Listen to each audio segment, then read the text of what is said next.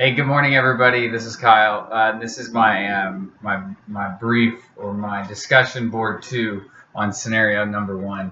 Um, so I'm busy at work, so I understand this is actually 2 days late, but uh, better late than never. So, anyways, hey, so it says you're a student working on your commercial. You just flew a 132 nautical mile trip from Richmond to Dare County.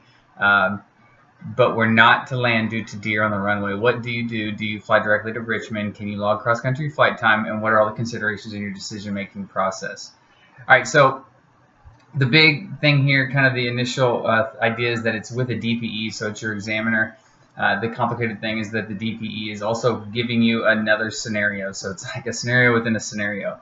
Um, and then so then we would discuss the route, trip, and then pave, right? So the first thing is it talks about cross-country flight time. Um, so for cross-country flight time, Part 61 states that it needs to be greater than 50 nautical miles from your point of departure, straight line, right? But then what you do at that 50 nautical mile point is what determines whether you can log it as cross-country flight time. So it's obviously longer than 50 nautical miles, but if you're going to log it for Part 61.1 in the FAR says that if you're going to log it for a private instrument or commercial, that you have to touch, there has to be a landing, right? Um, and so if we don't land there and our alternate or wherever we go does not end up being more than, and touchdown does not end up being more than 50 nautical miles, then you cannot log it. So if here in a minute, I'll talk through the thought process.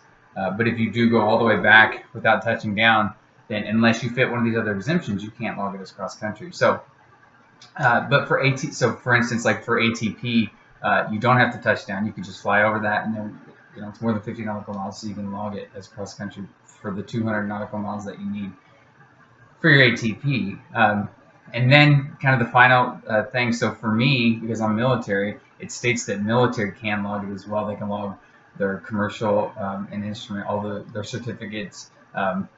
They can log it as if just like ATP can log it, which doesn't require landing. So because I'm military, I could log it as cross country no matter what I end up doing after that point.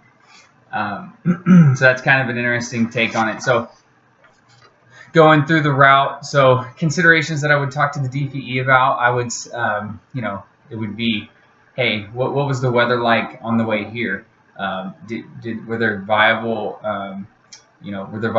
alternatives along the route with good enough weather and winds that I could go land at, right? The trip, so I think trip kind of contains pilot and external pressures kind of all combined. So pilot, right? So what's my duty day look like? In the military, we call it duty day, but what does my rest look like? And what is my follow-on mission requirements for myself, right? Am I in a Part 121 where they're going to expect me to fly somewhere again tomorrow or be somewhere, which kind of goes into external pressures. But do I have the rest and ability to get us to whatever alternate we choose? All the way back, or somewhere closer. Do I need to go somewhere closer because because I'm pressing the end of my legal duty day? Aircraft. So what kind of aircraft are we flying? What kind of fuel's left on board? Did they fill it up when we left? Do we have the fuel to go all the way back, or do we just have our minimum 30-minute?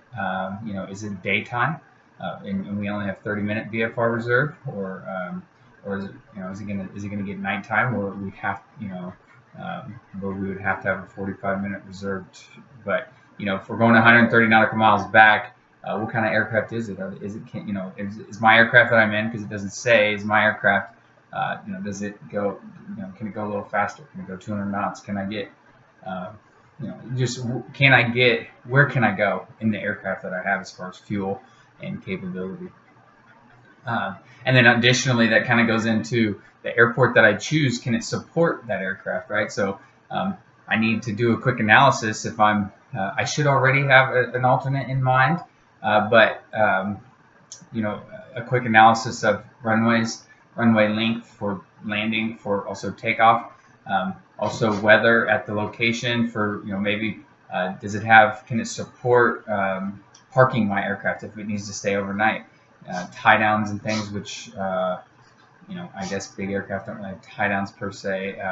If it's, if I'm working on a commercial, it's gonna be small aircraft. Do I have the tie downs, and does it have the tie down points at that airfield to support it?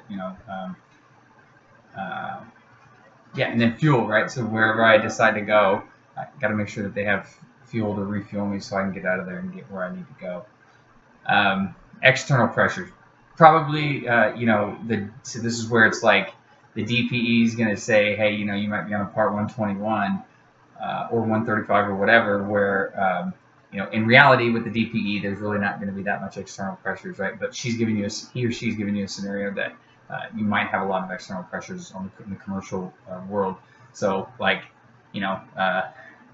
is there an emergency on the flight, right? Does this person need to get to this airport, maybe to, like maybe they're injured, maybe I'm on a medevac kind of aircraft, or maybe somebody's got an issue in flight and they, you never know. Is there an emergency? What's the urgency of the situation?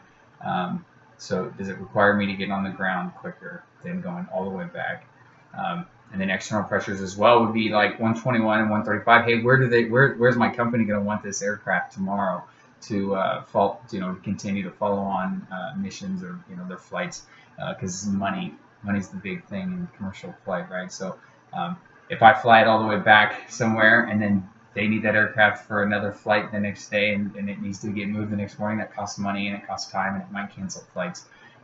So those would be some external pressures. Those are the things that I would talk about with the DPE. I look forward to hearing your guys' comments and kind of the things that you guys also talked about discussing. So thanks for listening, and hope you guys enjoy your weekend.